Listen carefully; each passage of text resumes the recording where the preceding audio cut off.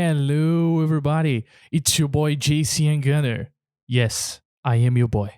And talking about boys, oh boy, I have something special for you guys. In the 14th of March, I had the absolute pleasure to have a sit down with Alex Haruspis from the Haruspis blog and previously in Destiny. Links for both of these websites are in the description. And I also put the link of my favorite Haruspis piece of all times. So I really recommend you guys to check them out.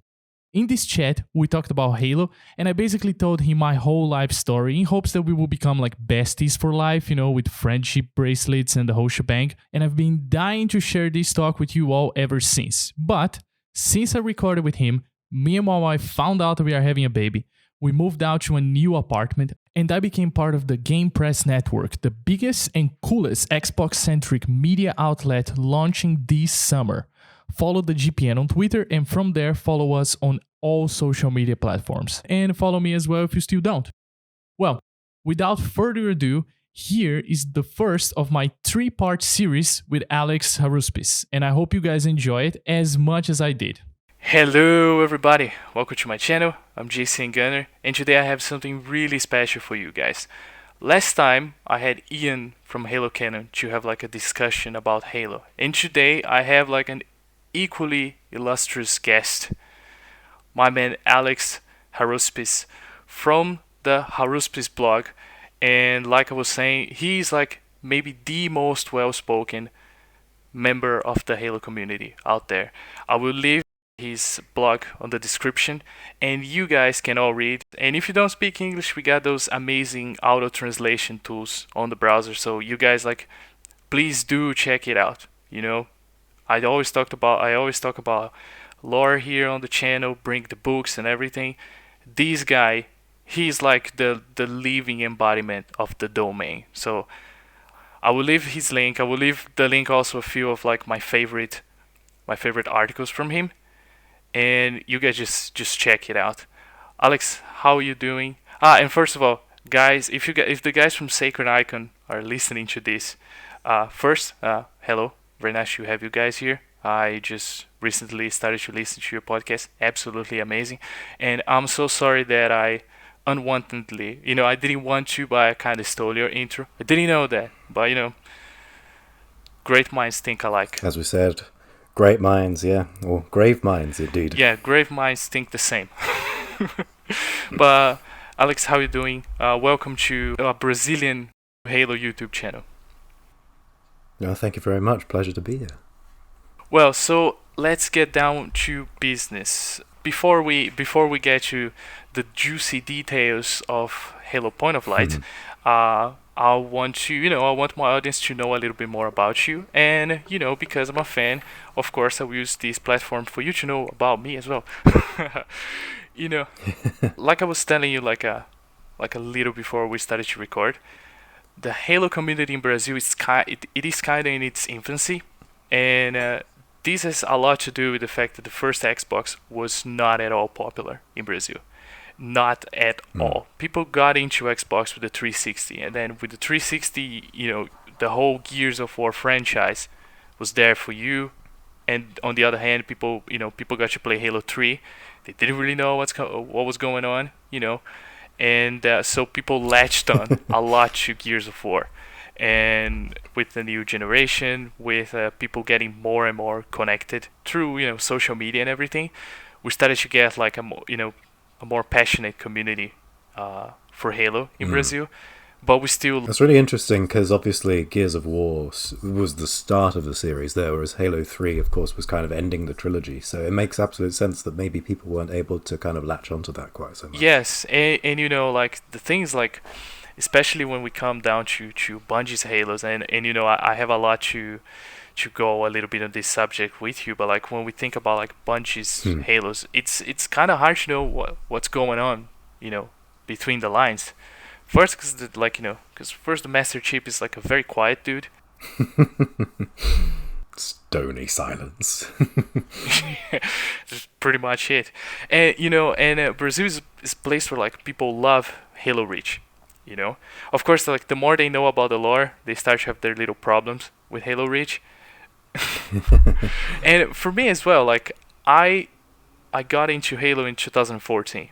So like I have the MCC to blame for it. So like basically like 343 got me into Halo, like in a weird way, because I cannot say there was like a PlayStation diehard, but for some reason or another I always had PlayStations in my life. And then when I decided to pick up the Xbox after 2014's E3, where somehow I got pissed that everything that Sony showed was like a Powers, a TV show, and I was like, oh man, I'm gonna check out what is on the other side. And then I got like excited that people were like really pumped up for the MCC, and I was like, what the hell is this? Well, what's going on? And a friend of mine, I was already living in Finland. I only got into Halo like after I left Brazil, for you to see how it's hard to get into Halo in Brazil. They said, man, you gotta check it out. So I got the MCC and I just started to play through the Halo games. And I think when I finished Halo 3, I walked out to a bookstore and I found Fall of Reach. I was like, oh, there are books too. And I'm like always drawn to like deep lore and things like that. So then I read Fall of Reach, and then I was like, okay, well, there are some games that are not available on this thing, so I gotta go myself at Xbox 360 and play those. So then I got ODST, I got Reach, and I got Halo Wars, and an Xbox 360, all for €80. Wow, that's pretty good. It was a pretty good deal, and I got Fable 2 in that deal as well. Oh, I love that game. I still never played Fable. I have them all, and I still didn't play. I will though. And one thing, I wanted to leave this for later, but like, you kind of got me into wanting to try Infinite Warfare from Call of Duty. So I will try that one out. I bought the thing because I think it was like €5, the new game. And then the only thing I knew about it was like, okay, it's the most hated, launch trailer in the history of YouTube. Yeah. But I never really care about these things, because I think that people, one topic that I always talk about in my discussions about Halo with like the other content creators in Brazil is that like people, especially in the era of like fast social media interaction, it's all about reaction. Absolutely. So I like to have like a more, I try to tell people, hey, let's have an informative opinion instead of a reactive opinion, because your reactions might change just by knowing a little bit more about it. So exactly. So like when I picked up because it was cheap, but I think that the fact that there was so much hate kind of got me into like, hey, I want to try this to see what's the fuss about. So I ended up not playing because I have a bunch of responsibilities and not much time to play, and then when I have time to play, goddamn Halo 5 takes all my time. But then I saw that you reposted on Twitter these days. It's like, well, man, I always said like you gotta play this Infinite Warfare campaign. It's like really good. And I looked at the box and say, okay, man, you're up. I'm gonna try you out. But coming back from this tangent, when I read the book and I played ODST, I played Wars, and then when I got to play Reach, I was, man, that's kind of weird. Like I liked the game. I like all Halo games, but it was weird. There was something off there. Not only lore-wise, because I was just thinking, like, hey, these things don't fit. I was like, man, there's some, like, what was happening here? And like, I knew nothing. I just knew that okay, there was this studio that used to make Halo, and now they left, and there's now these other guys. These are the guys who made the MCC. And then when I got to the end of the game, and something that I didn't know about the MCC version, but like when I got to the end of the game, there was like that little text like, hey, these are farewell and stuff. Then I was like, makes sense. They were not looking forward so much to make this game.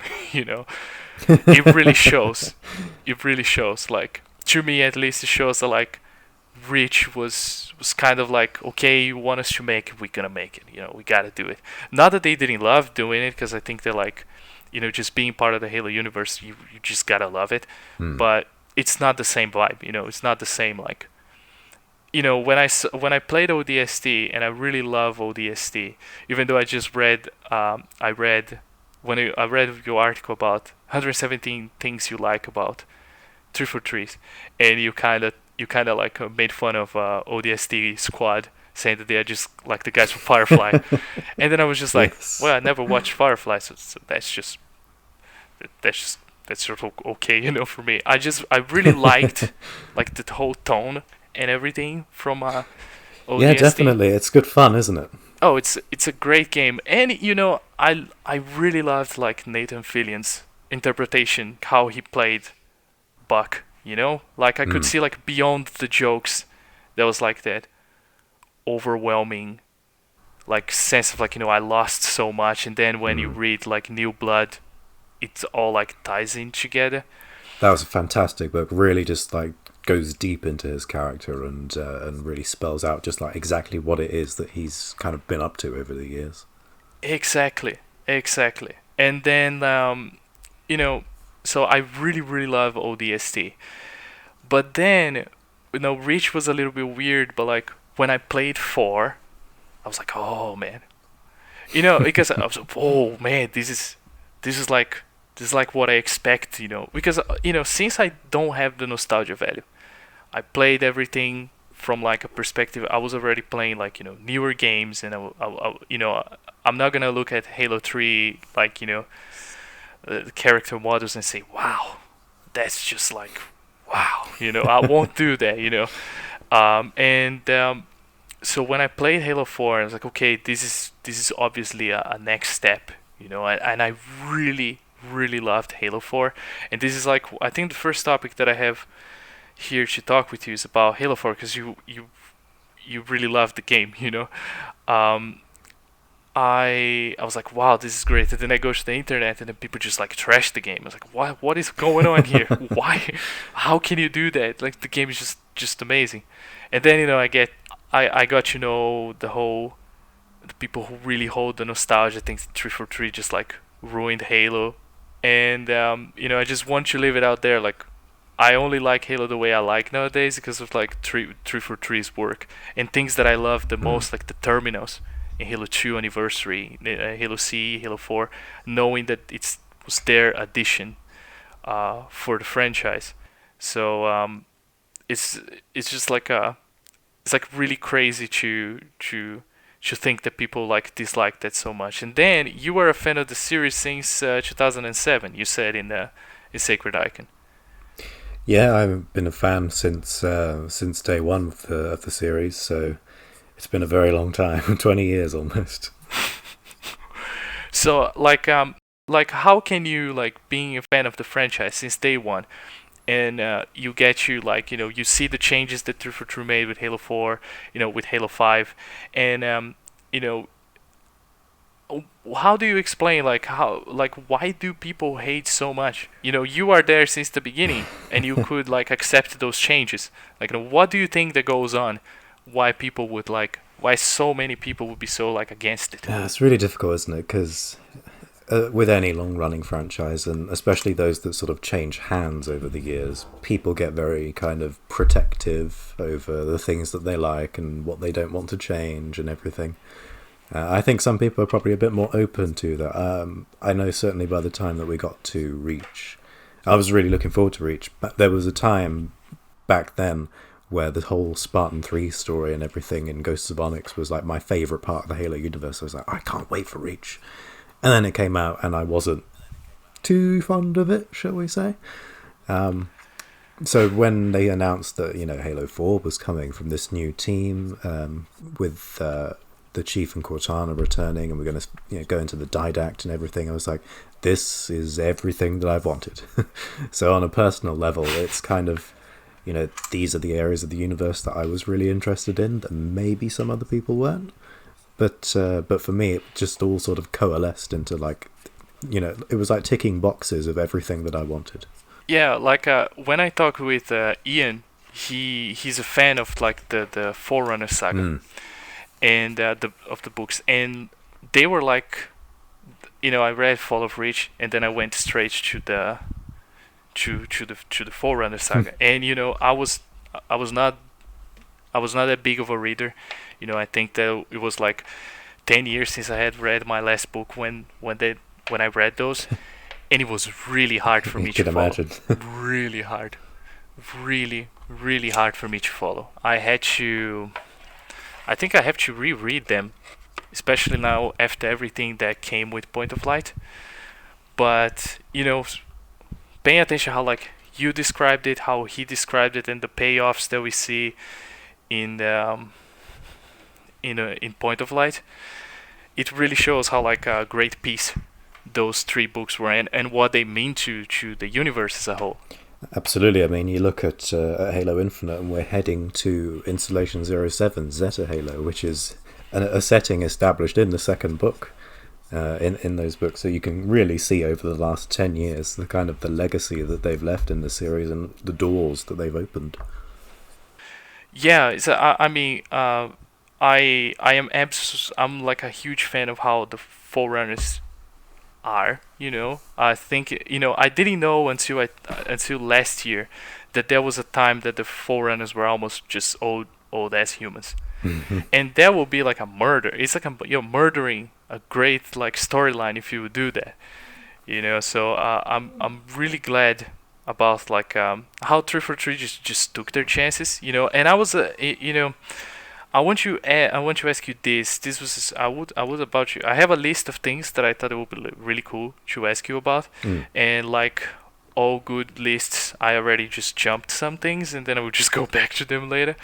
But are you or were you in any moment afraid that all the backlash towards 343's direction with Halo's storytelling and everything, were you afraid that like Infinite would go back too much to the old Bungie days, like leaving, for example, like Halo 4's chief, which is the best chief ever, like behind for like go back to the guy that doesn't answer you when you talk?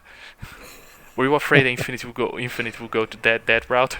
Absolutely, I was, yeah, because obviously you had the backlash towards 4, which was obviously softened over the years, but was still very much like it clearly changed some aspects of their direction for Halo 5. But I think in other ways they went even harder on even stranger places in Halo 5 with the storytelling and that. So then when that didn't work out, we come to Infinite. And they say, we want to tell these more simple kind of stories, and there is that kind of moment of dread where it's like, you guys have really built something, a clear kind of direction and vision for how you want to tell the Halo story. And you mentioned with the Master Chief and that Halo 4 absolutely quantum leap ahead of the previous work that Bungie had done with the characterization of him. That's always bothered me, is when characters will speak to you in the game and you just won't respond. I don't find that immersive the way that other people sort of seem to say that they find it. I just find it really takes me out of the experience. So hearing the Chief talk with Cortana in gameplay and actually sort of respond and react to things is like, I feel more kind of connected to this character now. But, for where they've ended up now, what we've seen of Infinite, I do feel like they've hit a really nice kind of middle ground. I do feel quite confident about where they're going. Yeah, I was afraid at first, and now I'm like feeling good about it. The only thing I'm like hoping to see now, like, wait, man, show me the Prometheans, man. Don't kill my boys, because they are cool dudes, man. It's nice to know somebody else is enthusiastic about the Prometheans. I very much am as well. Man, I think that they are a great unit type, like different unit types. Like, I don't want to like just like steal your words, but like I agree 100% with you when you talk about how the crawlers are unique, like and man, the weapons, dude, I love the weapons. Like my Halo 5 loadout, like it's just the bolt shot, and then when I can, I have a bolt shot and I have like the, suppressor, but when I can get my hands on a binary rifle, that's my BR. That's my BR. And they are full of lore, like all the, like especially like the knights, like the pain of like those souls trapped in there. Yeah, really compelling stuff. Yeah, I really love that. And I gotta say, I'm a sucker for the art design in Halo 4 and 5. It's not perfect. I'm not the biggest fan of many of the multiplayer armors because I'm a guy who likes, okay, if I'm wearing an armor, I want to feel like the armor is protecting me.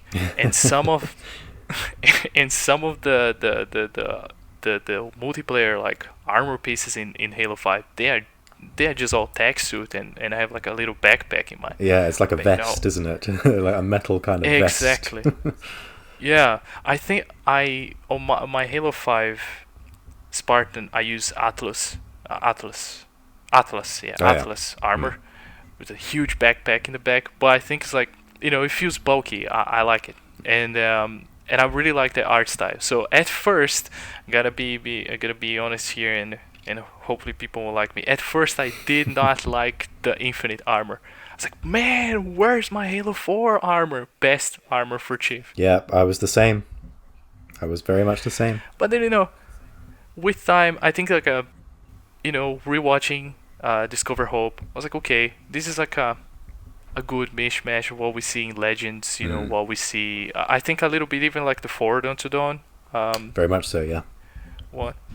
And and if I think about Mark 7 as like, okay, this is the next generation of Mjolnir armor, I think that's a very good mishmash of like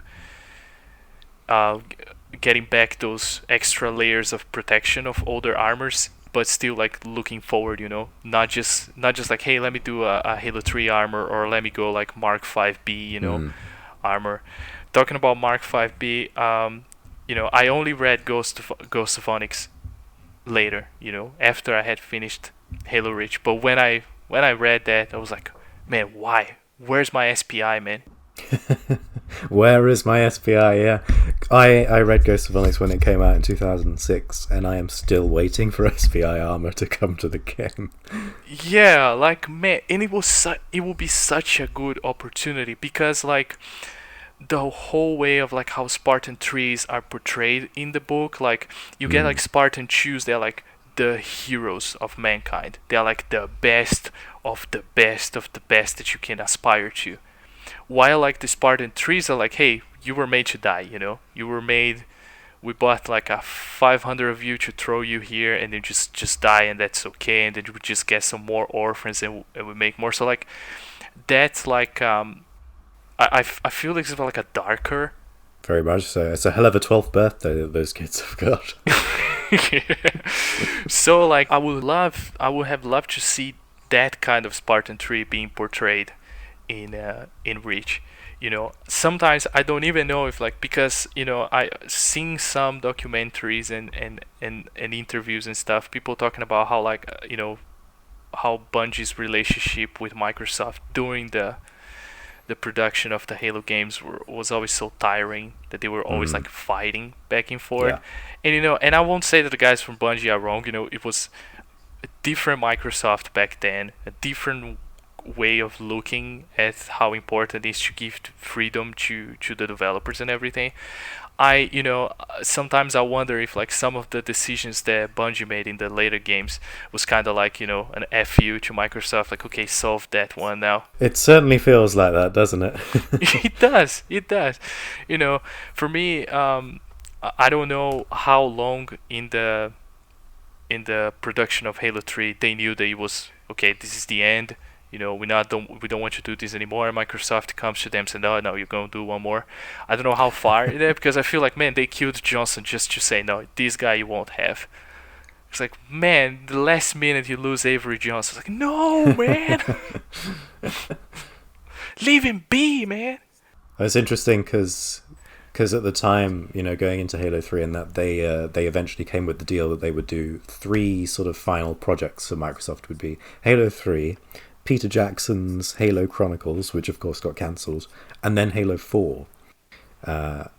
Peter Jackson's Halo Chronicles obviously didn't happen, and that became ODST, and then Halo 4 is what eventually became Reach. Yeah, I think it was, this was like a nice thing to like, hey, and also like, I think I would feel the same. I don't want you to start something that I know I won't finish. Yeah, definitely. And I don't want you to screw up the next guy. Say, hey, I did this, now do your best. Take it away. Yeah, like let's see what you can do now. So the feeling that I have with ODST compared to Reach, I feel like ODST is like Staten's love child. because everything for me works so well there. Hmm.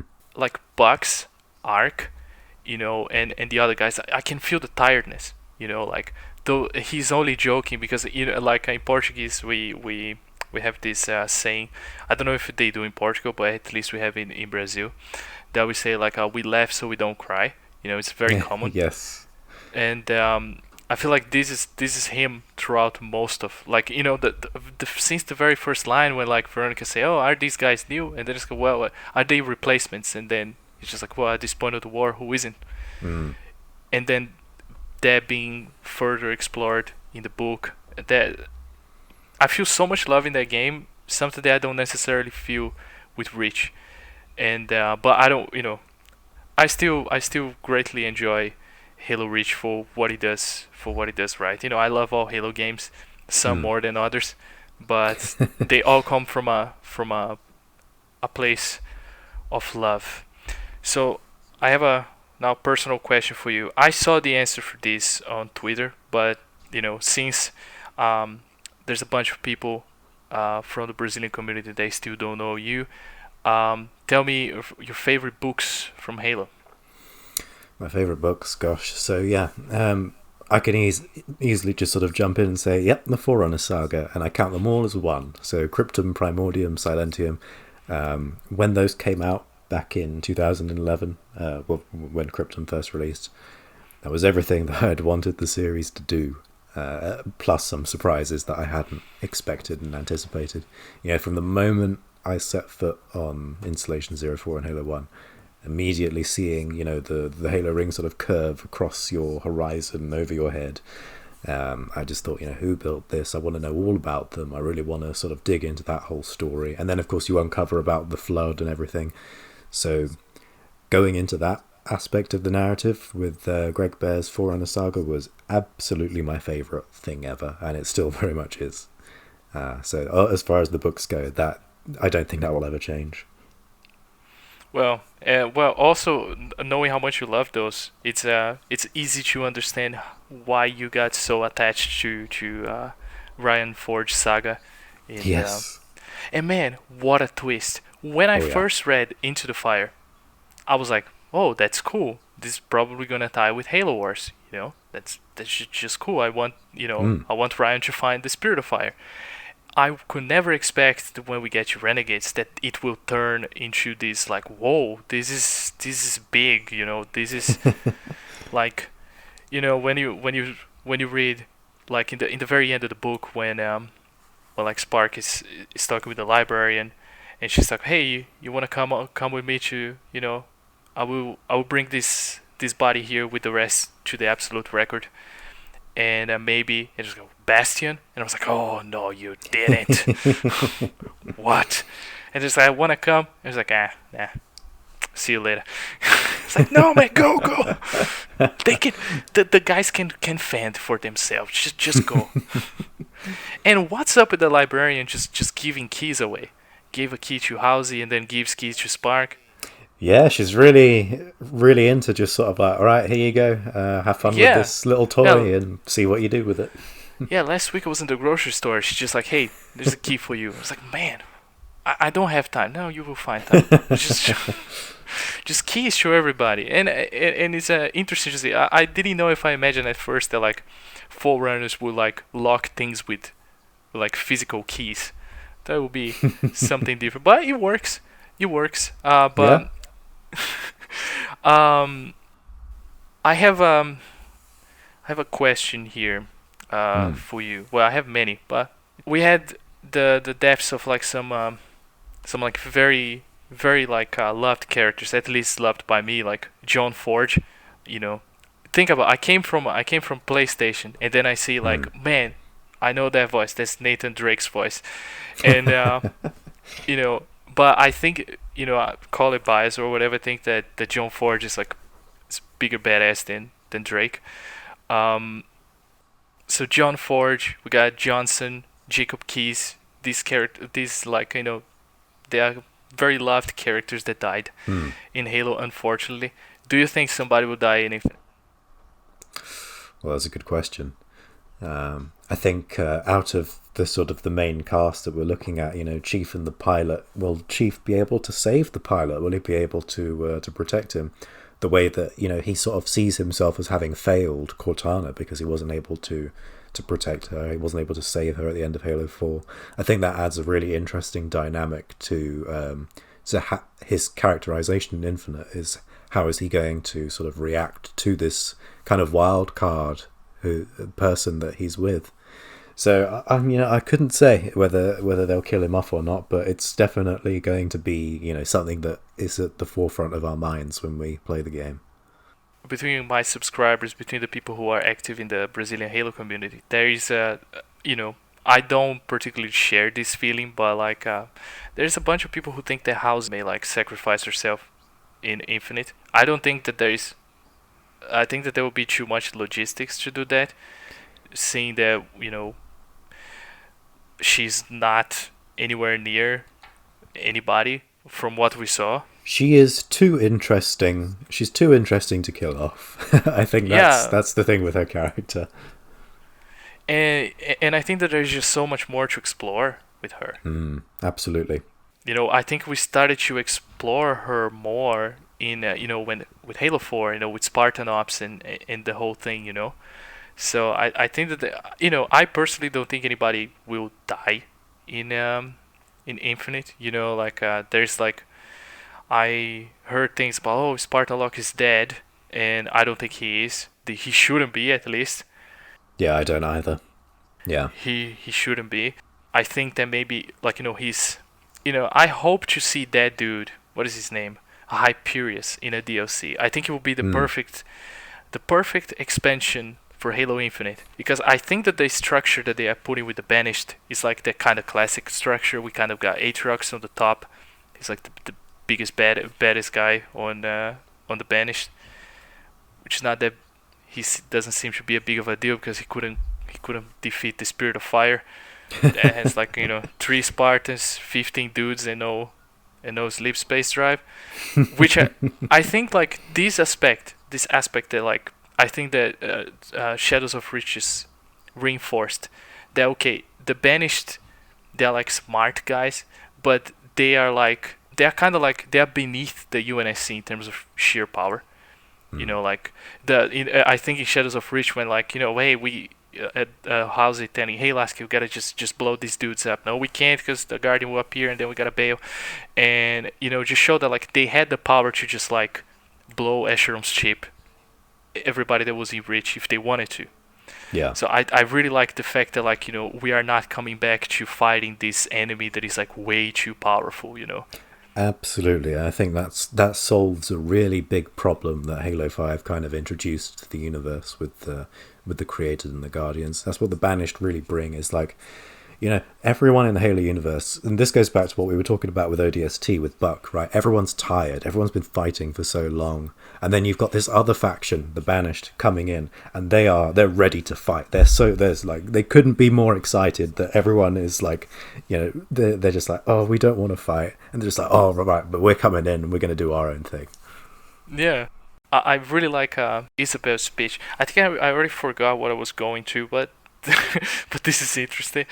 When Isabel said oh, the Covenant at the height of their power almost killed us, but they couldn't contain Aatrox. I think that speech, the real, when you stop to think about it, I think the meaning behind it is very interesting, because it's not the Covenant tried their hardest to find Aatrox. He's just a dude who knows how to hide and knows when to attack. He just he spent years and years stealing things from the Covenant, stealing things from the UNSC, marshalling his forces, because the Covenant, in the end they almost got what they wanted. They're oh, this brute broke out and he's a pain in the ass, and the the prophets are just man, our goals are others. If he comes around, it's kind of hey, send this team after them. That's it, but let's keep our focus. And they almost did it. They almost managed to do what they wanted to do, and then there wouldn't be Banished, there wouldn't be us, there wouldn't be anybody. So I like how Aatrox is an intelligent dude. And I like how they set up the structure of the banished in Shadows of Reach. They're coming back to the point with Spartan Lock and everything. How like you got Aatrox, and then you got the guy straight under him like Ashram, and then you got all these chieftains of like factions that just join, basically just join the banished because it was the best thing to do. Otherwise, they will be massacred by them.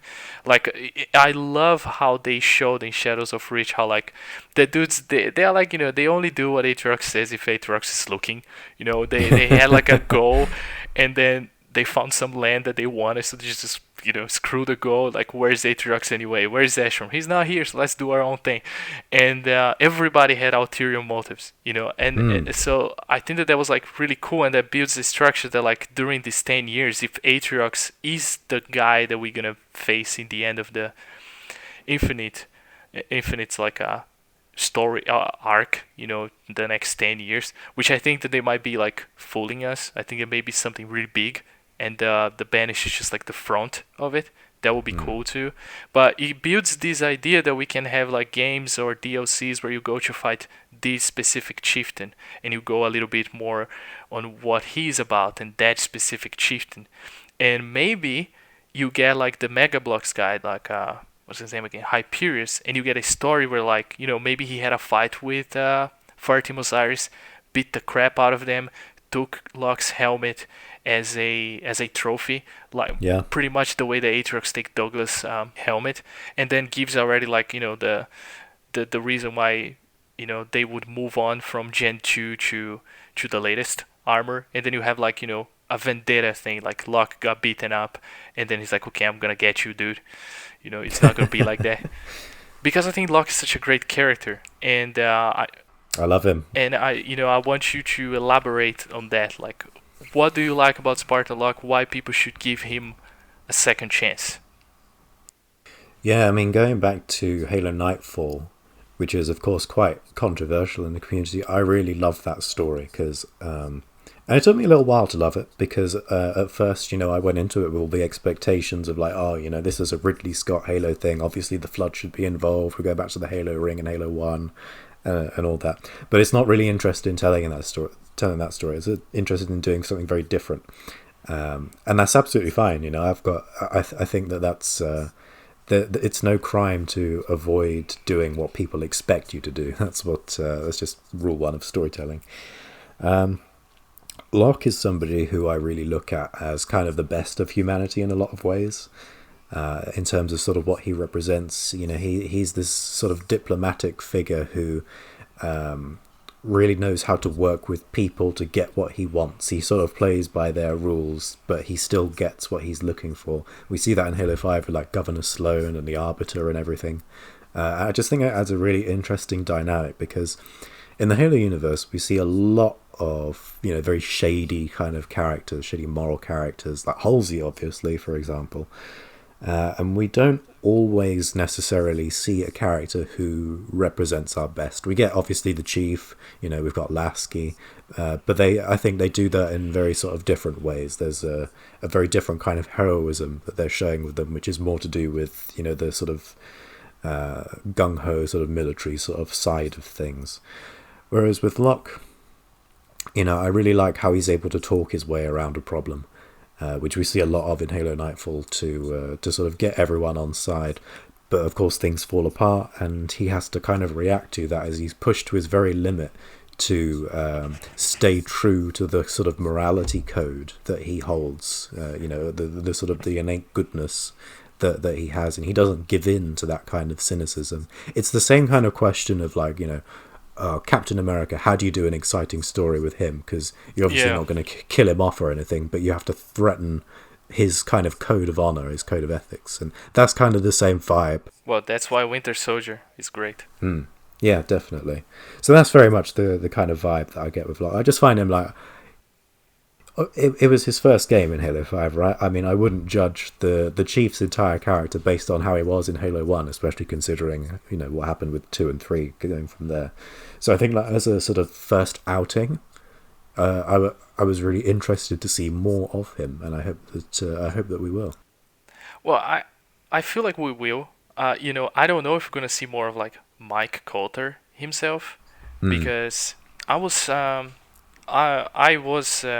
invited to a podcast. Like, it was just a more Xbox themed podcast in Brazil, but I was like, they wanted to talk Halo, so they called me in, and I was they brought up this thing. Oh, we are not gonna see Spartan Lock anymore because looks like like Mike Coulter didn't renew his contract, doesn't have a new contract or something like that. But if I remember right, when Halo 5 came out, I didn't even see a tweet from him about the game. Something happened that like I don't know if he was ever supposed to be the voice actor. I think he was. Because I think that in the Halo 2, the first cutscene, it's his voice, isn't it? Yeah. But then we got Ike Amadi to be Spartan Lock in the game, and I don't know how late that decision was. Yeah, it seems like it was quite late because that was around the time that the Luke Cage show really sort of came together after everything obviously took off with Jessica Jones. So his schedule completely changed, and obviously he's quite a big actor in demand, so it seems that he didn't have the time to sort of give 343 for that character. So they got Ike Amadi on board. Which is a great voice. Oh, I love him. Yeah, he's fantastic. That dude, he instills respect. I think him, Tommy Earl Jenkins, he did Death Stranding. It's like, yes, yeah. Man, that dude's voice, like, keep on keeping on. And I'm like, I'm like for over a year playing Death Stranding. One day I'm gonna finish. I decided to build all the roads, man. Never. If you ever play Death Stranding, don't build the damn roads. Oh, I do. Yeah, I play a fair bit, and I absolutely love the game. I just didn't want to start building the roads in the first place, because now I feel like I have to build them all, and they take so much time, man. Nobody has resources. Well, but this, I love his acting, and I think that, like, that kind of like authority, of course that he's like more like a gentle kind of authority, and Ike Amadi, like with Locke, is like, Buck talking to him is kind of like, shut up, Buck, we're doing this anyway.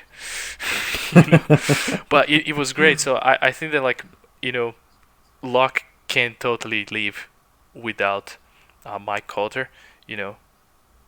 I don't know how they would do with the face model, if they would just like pull like a 90s style and just like recast it to, oh, you looked different. Did I? Or they'll just keep his helmet on. Yeah, but I feel like maybe I don't think I'm the only one. I think that 343 at first intended like Locke to be the next protagonist of Halo going forward, like introducing Locke here and then eventually ending Master Chief's arc and going forward with Locke. Do you have the same vibe? It definitely felt like they were sort of playing around with the idea of like, can we have a new sort of protagonist in this position, similar to, how the Arbiter was introduced in Halo 2. Let's sort of see how that goes. And sadly, I really wished that it was better received, because I do think that in the long run we should look to get away from just telling Master Chief stories, as much of an icon as he is. Well, Halo is so much bigger than that. Exactly. Like this is a point that I want you to bring up with you. But like, one thing that you said is now it's so I repeat this kind of stuff all the time. So hey guys, you gotta pay attention how you criticize stuff, because depending on how you criticize stuff, you might not get what you think you are getting, because you're just gonna like make people afraid of doing of like innovating, of like continuing their path. You want to give a criticism, say, hey man, I didn't like these things in Halo 5. They have to be handled better. But like the way that people criticize, hey man, I hate this, it shouldn't be canon, bring back this, bring back that other thing, instead of just saying, hey, I know what you're going on here, and that's cool, but we gotta go about in a little bit better way, because these things cause some sort of issue or something. So yeah, I absolutely agree. So this is when coming on to Infinite, and I got the fear because I saw how they first dialed back in the art style. It's like, man, what else would they dial? But what else? Because okay, I loved my journey with Halo so far, but dude, Halo 4 was like the Halo that say, I got a neck tattoo of Halo. You know, I have the legendary shield. You know, with the elite and everything. Oh, nice. Dude, that hurts dude. I think that this is the kind of pain that the humans back in the day were feeling. That's the same pain they had when the Faber was doing experiments on them, you know, on Zeta Halo. That's the kind of thing. But like, you know, Halo 4 kind of brought this tattoo for me. You know, that thing will say, hey, this is the like all the potential that I saw in the other ones, and that I read in the book, and then I started to see in Halo 4. So, okay, this is the place. This is where I wanted to go. So like I don't want them to like dial back on what was great, you know. When I say, hey, some things in Halo 5 didn't work out, it's okay, look back at Halo 4 and make a mishmash, you know. What worked there, what worked in 5, and make like a better game.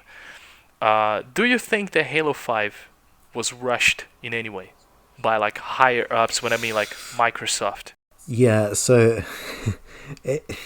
yes, basically. I think that there must have been some kind of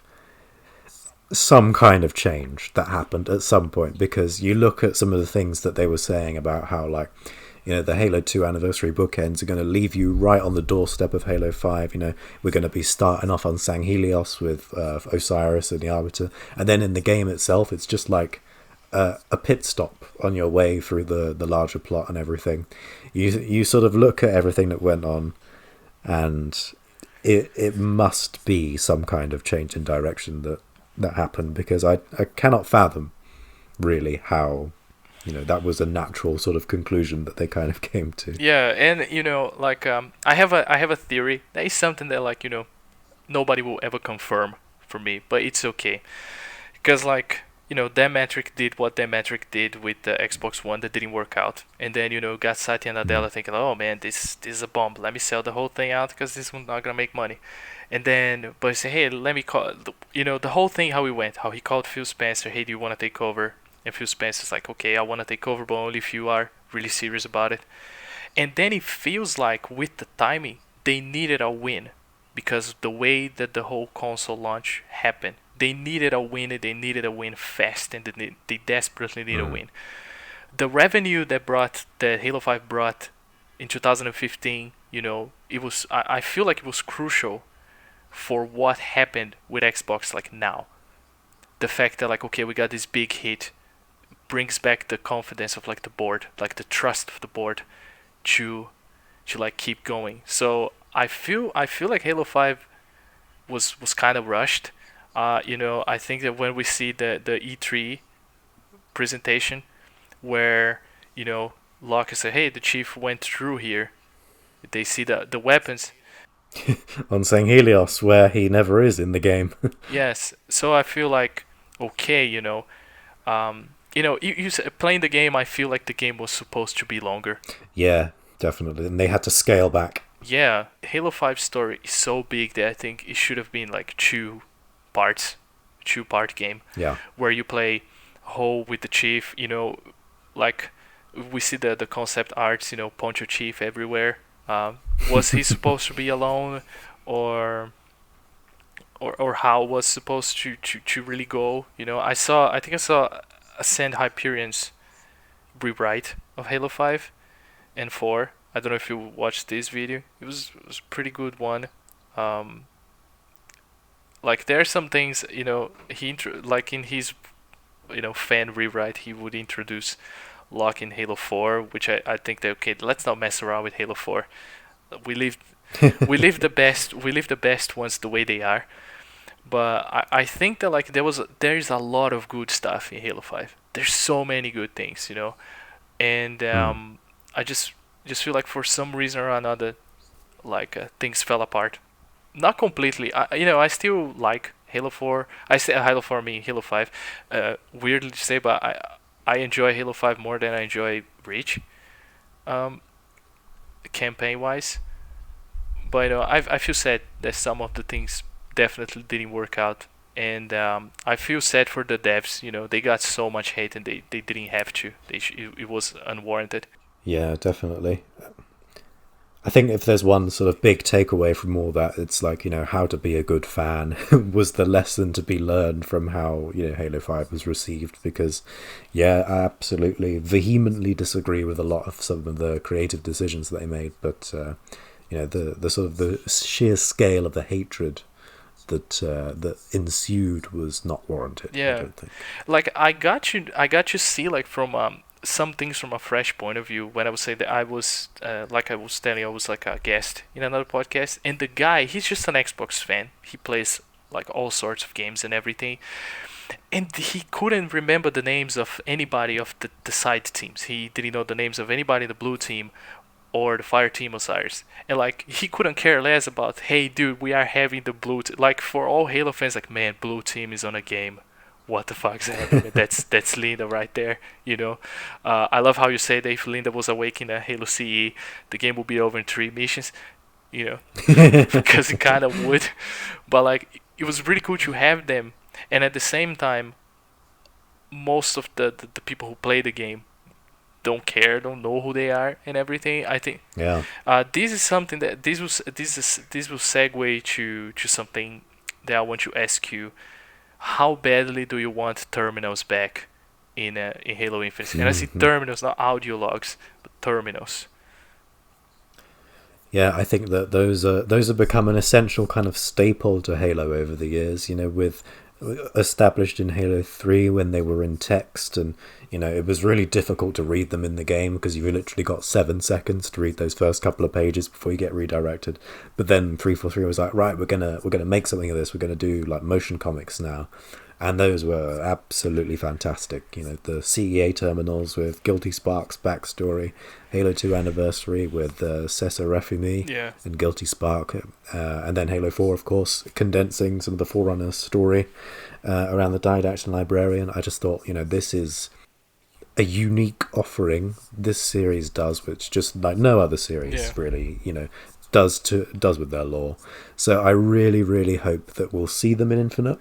But if they've got something else in mind where they kind of evolve how they do that kind of storytelling, I'd be interested to see what it is. Yeah, me too. I'm not the biggest fan of like audio logs per se. Halo 5 audio logs were really hard to listen to in game. Yes, definitely. And for me, like if one Halo game in specific desperately needed terminals to help people out, it was Halo 5. That one, it's a crime. Why it's not there? Like, dude, why did you do this? It's not like everybody watched the Fall of Reach animation, Right, and they just keep retelling that story, and it keeps getting worse every time they do it. Just put the book in with the special edition and let people use that. Yeah, because having like Intrepid's eye voice in Halo 5, it's like so cool, I did a video about it because I'm doing a series on the channel, kind of like with some speculations of questions that I have, like who is the Harbinger, where the hell is Infinity, because I'm some people think Infinity was destroyed. I don't think so, and I think in Shadows of Reach, no, I don't think so. In Shadows of Reach, it's like really clear that it wasn't, because it's like the whole thing, like say, man, if a Guardian comes, we are going away. I don't care if your boy Master Chief is on Reach. I don't care if your mom is on Reach. I don't care if Avery Johnson calls me from Reach saying, dude, I survived, bring me up. If a Guardian comes, we are going away. We are bailing. We are just out of here. So pretty much I feel like that whatever happens, how like in the beginning, they saw, like Lasky saw a Guardian and say bye. He just left, because I think it just makes sense to have the Infinity. I think it would be really, really cool if there's a scene in the game where like Infinity reappears, but as it sort of emerges out of slip space, you see it's got like ramming spikes and banished red on it, and that'd be quite an interesting thing where you gotta like retake the ship. Oh, I didn't think about that, man. Having to retake the Infinity, that would be cool. That would kind of bring back to like one of the best missions in Spartan Ops, where you're like fighting inside. Yeah, absolutely. That would be some crazy stuff, man. there will be some crazy things. So yeah, I was doing this series about like these questions and giving like some context. Like I told you on Twitter, the books are not released in Brazil in any shape or form. Like not even like an English version. You have to import it, and it's hella expensive to do so. So since I live in Europe, it's easy for me to get my hands on them. So I give people extra context. So I got to the point I was talking about the Harbinger, and I was like, who could it be? Because I think it's some forerunner entity in a way that is like, fooling the Banish. Like, okay, a Harbinger, like what Harbinger works for Atriox? Like, get out of here. It's just like, I work for you. It's kind of like, hey, I work for you until you get me what I want, and then I just wipe you out like worms you are. Because I think that like it will be a great way to bring the didact back, as this Harbinger. If we think that like what happened after escalation, which to say that he's alive somehow. Yeah. He's not in a good shape. He probably can't do much for himself. Yeah. After he was super composed. Yeah, super you got super composed. Like so it will make sense for me that he will maybe struck a deal with Atriox in a way that like because Atriox just like, hey, I'm very interested in the Ark, and then in Shadows of Risham, I'm leaving the Ark. Hey man, why? No, there's cooler stuff around here. What are you saying, dude? What the hell? What are you saying? That's the Ark. That's old stuff. Got some new stuff to do now. That's yesterday's news. There's something way cooler on set of Halo. Exactly. Atriox has been reading Halo Primordial. Yes. One of the coolest things before in point of not point of like Renegades is how like if for me it really felt like when like 343 wanted to give this, I'll just call him Spark like he wants to, when Spark wanted to get like the like the trust of the Ace of Spades crew. For me, he just like handed them the books, say, hey, this is my story. Yes. He sat them down, put YouTube on, and just made them watch all the terminals. Yeah, like check this out. This is what happened back in the day, and for me this just like so cool. But like I was talking about who maybe is the Harbinger. For me, it kind of makes sense that the Intrepid Eye could be the Harbinger because of the way that she she believes. I really like the way that she understands how humanity should take the mantle. It's like, yeah, I saw that you guys are really the ones who are supposed to take the mantle, but I don't like all of you, so I'm gonna like just kill a bunch of you, and the ones that I think they're like the creme de la creme will keep the mantle. So she the way that she fools Castor throughout the whole like like series, it will make sense to me that she could be like one to contact the Banished and fool them too. And then in that sense, in that video I played the like the audio logs, and I gave some context to it. And then in the comment section, people like, man, I had no idea what the hell was that. This is so cool. Can't believe that this. I can't believe that this that the thing that you're telling me is on Halo 5, because the same way that the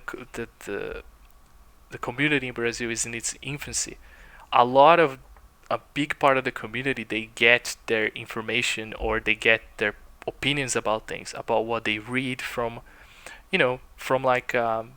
people, from American fans, from people who are like fans for a long time, and then they just read, hey, Halo 5 is crap, this is crap, that's crap, and then they kind of think there is their own opinion without really thinking about it.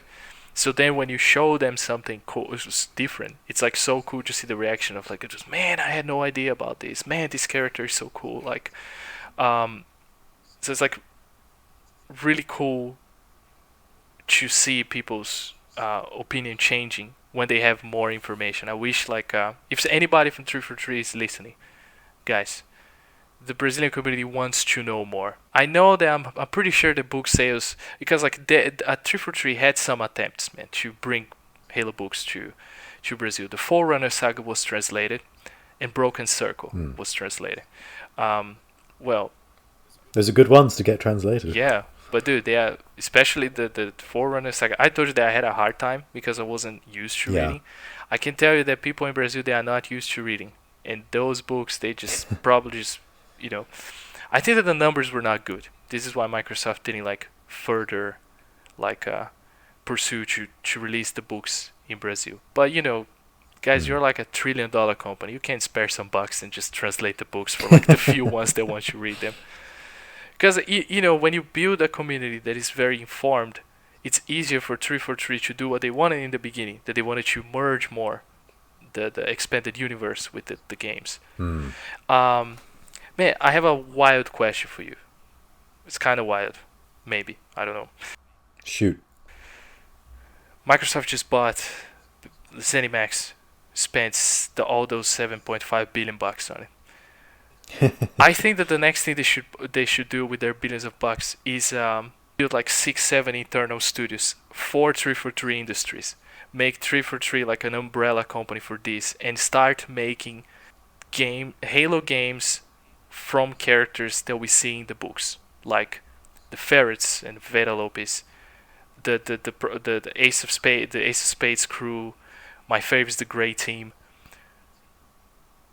What do you think about 343 having a bunch of internal studios instead of just being one studio and working on a bunch of Halo projects based of characters that we don't see, telling those stories in even different types of gameplay?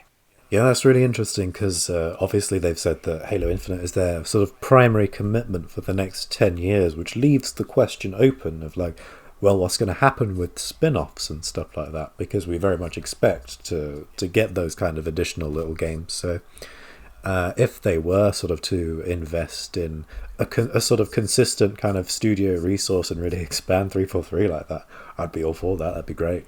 Because don't you think that the Halo as a universe has the same qualities of the MCU, for example, and the Star Wars universe? Oh, far and away, I think Halo's even better than those, to be honest. I think it's got so much more potential to tell all these interesting new stories in really unexpected ways through games. So that's absolutely potential I'd love to see seized upon. So that's it, guys. This is it for episode 1 of my series with Alex. The next episodes will be released in the coming weeks, so be sure to subscribe and hit the bell to not miss out when the next episode airs. I would also love to read what you guys have to say in the comments, so don't forget to leave your thoughts and opinions. Consider becoming a member of the channel to support me even more, and if you guys want to find me on Xbox Live or social media, you can find me as JCN Gunner, or just using one of the links in the description. I hope to see you all here again. Until next time.